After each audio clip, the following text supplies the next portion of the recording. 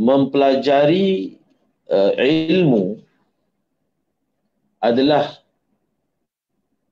salah satu daripada perkara yang boleh mendatangkan manfaat kepada seseorang di dunia yang sementara ini dan seterusnya.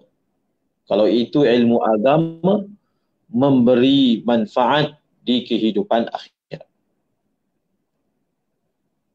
Para penuntut ilmu agama perlu melihat bahawasanya ilmu agama adalah ilmu yang pertama dan utama. Bahkan anggapan itu, i'tiqad tersebut, kepercayaan ini bukan hanya terbatas kepada mereka yang meminati ilmu agama sahaja. Kerana ilmu agama ini mempelajarinya bukanlah sesuatu pilihan. Saya memilih untuk suka belajar ilmu agama, maka saya belajar. Si fulan pula tidak meminati ilmu agama, lebih meminati ilmu ataupun kemahiran yang tertentu, lalu dia tidak mempelajarinya. Tidak. Mempelajari ilmu agama dengan kadar yang tertentu adalah kefarduan, mandatori, tiada pilihan, iaitu sekadar fardu ain. Mempelajarinya adalah kefarduan mandatori, tiada pilihan. Sama ada kamu berminat ataupun tidak berminat, perlu berminat. Kerana tanpanya tidaklah lengkap kehidupan seseorang itu sebagai seorang muslim, sebagai seorang mukmin. Rasulullah sallallahu alaihi wasallam bersabda, "Talabul ilmi fariidatun ala kulli muslim." Mempelajari ilmu adalah merupakan satu kefarduan di atas setiap orang Islam. Ilmu yang bagaimana yang dinyatakan sebagai fardu oleh Rasulullah, ilmu agama sekadar fardu ain. Kita perlu mempelajari ilmu sekadar membetulkan solat fardu kita. Mempelajari ilmu agama sekadar memastikan puasa fardu kita sah.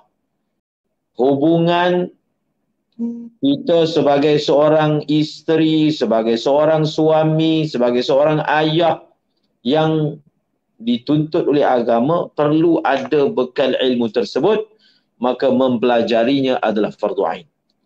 Justru rancangan ataupun program tahsinul ibadah ini adalah suatu majlis ilmu yang insya-Allah membekalkan secara umumnya ilmu fardu ain yang merupakan suatu kewajipan di atas setiap orang Islam.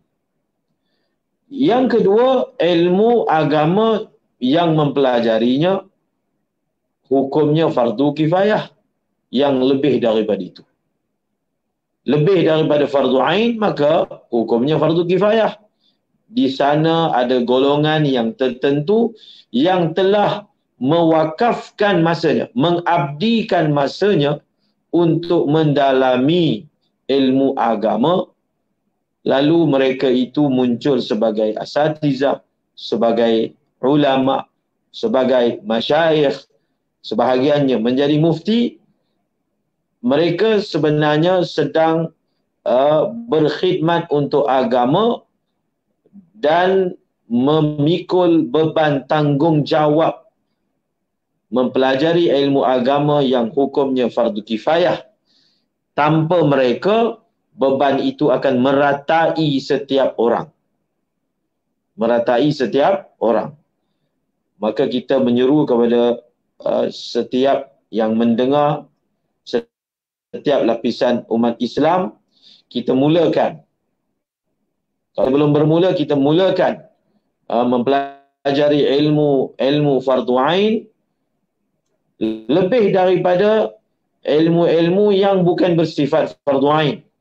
Ada sebagai manusia menyibukkan diri dia, membelanjakan harta dan masanya untuk mempelajari ilmu-ilmu yang terkadang hanya bersifat keduniaan, lalu mengabaikan kewajipannya sebagai seorang Muslim mempelajari ilmu fardu ain. Wallahu a'lam bishawab.